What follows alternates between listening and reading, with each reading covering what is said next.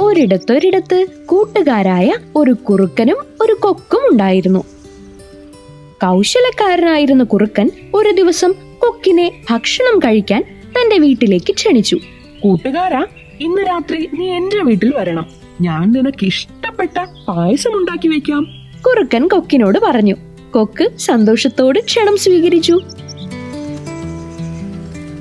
വൈകുന്നേരം കൊക്ക് കുറുക്കന്റെ വീട്ടിലെത്തി.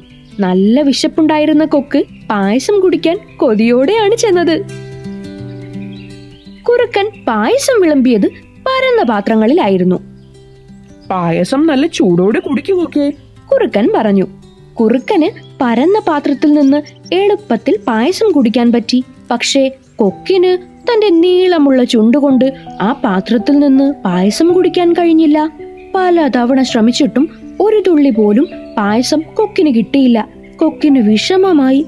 വിശന്ന് സങ്കടത്തോടെ അവൻ വീട്ടിലേക്ക് മടങ്ങി. ഇതൊക്കെ കണ്ട് കുറുക്കൻ പൊട്ടിച്ചിരിച്ചു. കുറുക്കൻ തന്നെ പറ്റിച്ചതാണെന്ന് മനസ്സിലാക്കിയ കൊക്ക് പിറ്റേന്ന് കുറുക്കനെ തന്റെ വീട്ടിലേക്ക് ക്ഷണിച്ചു. കുറുക്കൻ സന്തോഷത്തോടെ കൊക്കിന്റെ വീട്ടിലേക്ക് പോയി. കൂട്ടുകാരാ, ഇന്ന് എന്റെ വീട്ടിൽ നിന്ന് കുറച്ച് സൂപ്പ് കഴിക്കാം. കൊക്ക് കുറുക്കനെ അകത്തേക്ക് ക്ഷണിച്ചുകൊണ്ട് പറഞ്ഞു. ഇത്തവണ കൊക്ക് സൂപ്പ് വിളമ്പിയത് നീളമുള്ള കൂജ പോലെയുള്ള കഴുത്തുള്ള കുപ്പികളിലായിരുന്നു.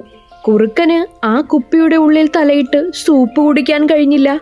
കുറുക്കൻ ആകെ വിഷമിച്ചു നിന്നു. പക്ഷെ കൊക്കിന് തന്റെ നീണ്ട ചുണ്ടുപയോഗിച്ച് ആ കുപ്പികളിൽ നിന്ന് എളുപ്പത്തിൽ സൂപ്പ് കുടിക്കാനായി. കുറുക്കൻ അത് നിരാശയോടെ നോക്കി നിന്നു. അപ്പോഴാണ് കുറുക്കന് തന്റെ തെറ്റു മനസ്സിലായത്. ഇനി ഒരിക്കലും താൻ ആരെയും പറ്റിക്കില്ലെന്ന് കുറുക്കൻ തീരുമാനിച്ചു. അപ്പൊ കൂട്ടുകാരെ, ഈ കഥ നിങ്ങൾക്ക് ഇഷ്ടമായോ? ഈ കഥയിൽ നിന്ന് നമ്മൾ പഠിക്കേണ്ട പാഠം എന്താണെന്ന് അറിയാമോ? മറ്റുള്ളവരെ പറ്റിക്കാൻ ശ്രമിച്ചാൽ നമ്മളും ഒരിക്കൽ പറ്റിക്കപ്പെടും. അതുകൊണ്ട് മറ്റുള്ളവരോട് എപ്പോഴും നല്ല രീതിയിൽ വേണം പെരുമാറാൻ. മനസ്സിലായോ? അടുത്തയാഴ്ച മറ്റൊരു കഥയുമായി വീണ്ടും കാണാം.